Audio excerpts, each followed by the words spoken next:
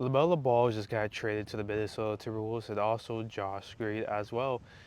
And the Hornets got Nas Reed, a 2033 unprotected pick, I believe. A couple pick swaps, and some swaps in the second round, and some second round swaps as well.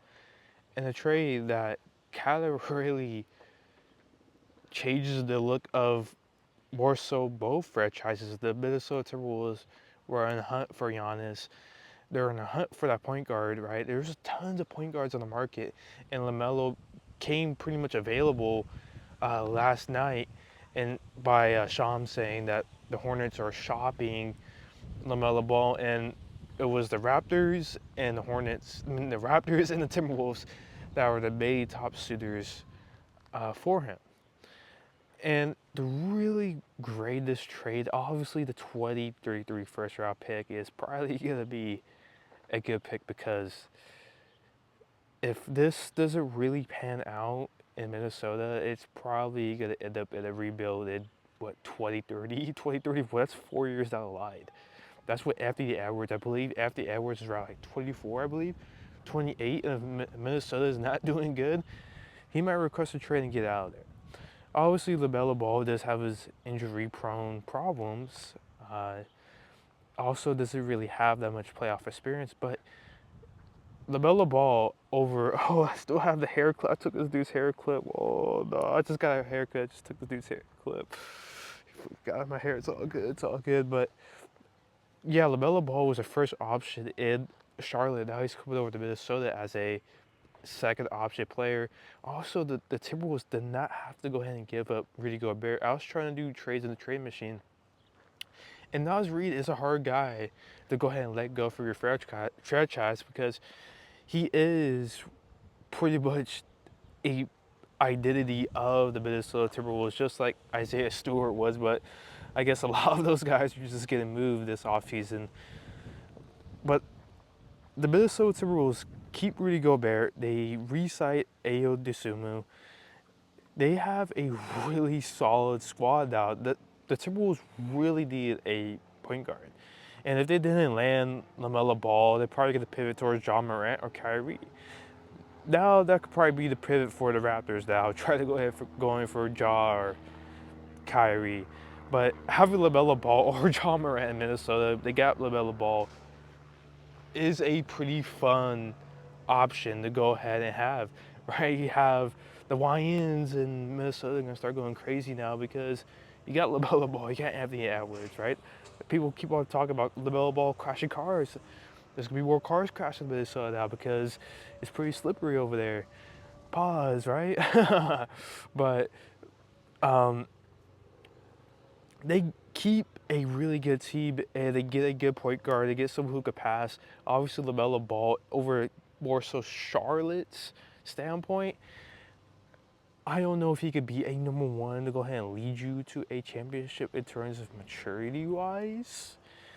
That really seems to be a concern for him because you compare a lot of really great point guards in the league. They have a lot of great leadership qualities, and I don't know if LaMelo Ball could go ahead and bring that. Was really bringing that to Charlotte. That might be a little bit of a hot take, but it seems like they're trying to maybe clear house of LaMelo Ball. Probably Miles Bridges, get him out of there too.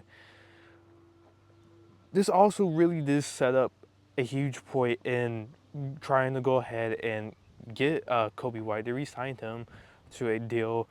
He'll be the long-term starting point guard. Who really knows? Who really knows, right? It could potentially end up being something pretty good, or it could potentially end up being something they might have to go ahead and get a starting caliber point guard. The Charlotte Hornets have a lot of draft capital now compared to a lot of teams. Of course, the teams that stack a lot of draft capital. The Charlotte Hornets are now one of those teams that stack draft capital. If they really wanted to, if they could go ahead and throw a deal at John Morant and bring him to Charlotte, they could go ahead and get a veteran point guard and Kyrie if they really wanted a starting point guard over Kobe White, or they go Kobe White and make him the full-time starter and just see where it goes. Because maybe he could be able a leadership wise. Of course, there's gonna be steps. Colin Knippel is gonna step up. Um, I keep on. I think of Brad Miller. Is that Brad Miller? Brandon Miller. He's gonna step up. That's gonna be good for those guys, and they really had a really good team last season. One of the more hot teams in the league, and it might be a bad trade at a standpoint. And you're taking a step back in that, but you really have to go ahead and start paying a lot of dudes pretty soon. You got to start paying Brandon Miller pretty soon. You're gonna have to pay Colin Knippel soon, and maybe the leadership problem, his efficiency as a point guard. Obviously, his passing game, his shooting, those are pretty good skills in a sense, right? Maybe his defense, right? Those are maybe things, defense and leadership qualities, maybe that's probably a concern for the Charlotte Hornets. But Lamelo Ball was the identity of that franchise for a long time, and it is probably a top 5 player in Hornets history, arguably. Um, but really, if I really had to give some grades for this trade, but obviously the Hornets, they have tons of flexibility. They get a good player, Nas Reed. They have a lot of front court depth now. They have Ryan Cockbritter. Hopefully I said his name right. They have Hodge Steinbach. They got him. They got Moose. And they pick up a really good power forward in Nas Reed, who could be a really good piece for them. And they get picks, man. They get that 2033 pick. Who knows, to do like draft like scenario, right? To do draft lottery and stuff like that. How that ended up panning out. But they get tons of flexibility, and they save about $20 million a year because Nas Reed is making 22 million. No, probably more because I believe Josh Green is making about 14 million, and the Hornets, they didn't have to take Dante DiVincenzo's contract and his $12 million. I believe, arguably, the Hornets saved about $30 million. They did re-sign Kobe White, but they do have cap space. That's where I'm trying to get at a little bit. But they have cap space. They have tons of cap space, more cap space now, and it could be an all or nothing thing for Minnesota because they're getting a guy in Lamelo who has injury-prone history, and if this doesn't really pan out in Minnesota, it could probably be an end of a chapter right there. It could be an end of a saga right there. That's all, folks, right there for Minnesota. If it does that pan out, but out of all the guards available, if you think about Lamelo Ball, Ja Barrett, Kyrie Irving, Lamelo Ball is probably one of the better options to go ahead and get because you get his shooting, you get his passing. Obviously, Ja Barrett does have that athleticism standpoint, but you get that guy in Lamelo Ball. And hopefully this could be a really good thing for Minnesota and really good push for Minnesota and a really good push for to go ahead and potentially go farther, right? They're able to re-sign their guy Io, that's his name, Io, and hopefully make a push past San Antonio, maybe. Who knows? This team, just like the Miami Heat, might take probably not this year in contention. Of course, they can make some more moves around the edges and stuff like that. But this team probably won't be this upcoming season, but the next season. That is really their really all go season. And if they don't end up panning out this next upcoming season, it should not be a bad thing. They should not think about Panic Mel blowing up.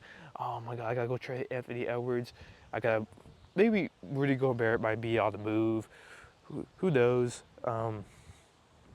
But this is a really good trade for Minnesota to go ahead and get a point guard. Who knows how LaMelo Ball could be in the playoffs?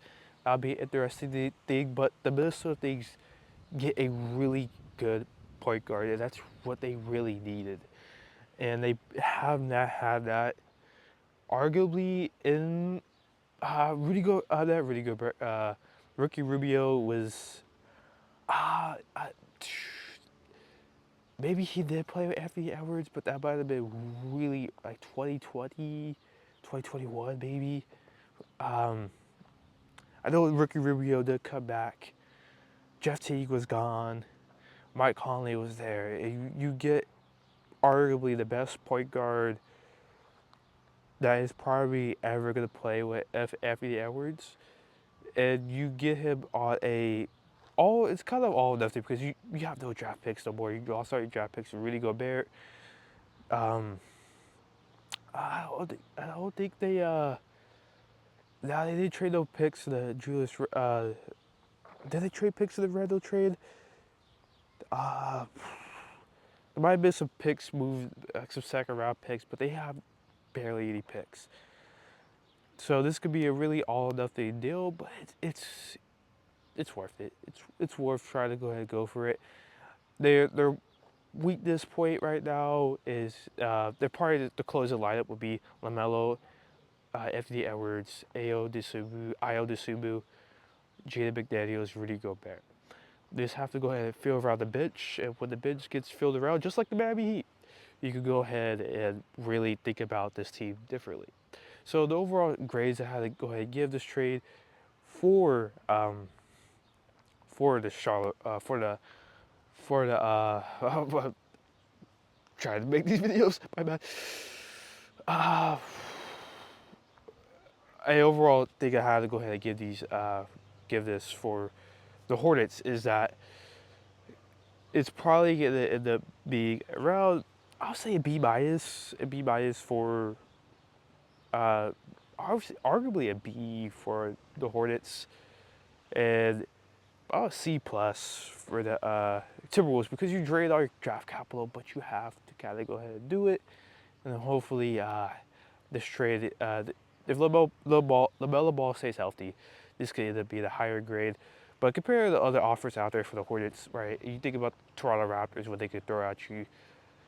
They could have thrown. They probably try to throw Manu quickly. He has a lot of salary cap left, and I don't know if it's best for Toronto to go ahead and drain all their draft capital right now at the point of their development. It's not really all or nothing, boom or bust for the Toronto Raptors right now. They can go ahead and buy low and John Morant and see where that goes. If that doesn't pan out, okay, we can go ahead and go a different direction. But the Raptors have a lot of salary cap players on their roster, maybe Brandon Ingram. They're trying. There's a hypothetical trade of Emmanuel Quickly, Grady Dick. That's a lot of draft capital going towards the Charlotte Hornets, and now I don't know if they really wanted that. And that's really what you got out of the Hornets. The Hornets really got out of this trade because they got flexibility, they got draft picks for LaMelo Ball, who knows who could potentially take them to that next step. They wanted to buy high on them right now before a couple years went by, and you really realize, hey man, we got into the playoffs. LaMelo Ball is not really the best leader. He's not really the best guy, and potentially take you to that next level. Then you have to go ahead and sell low on him. I believe this is a great trade for the Hornets. Probably arguably give this a B plus for the Hornets. Uh, buy high on him right now because if he gets later to his career, has more injuries, is not proven to go ahead and be a great leader when it comes to be in the playoffs, you don't have to go ahead and sell low on him. And you do great on that, right? So yeah, peace.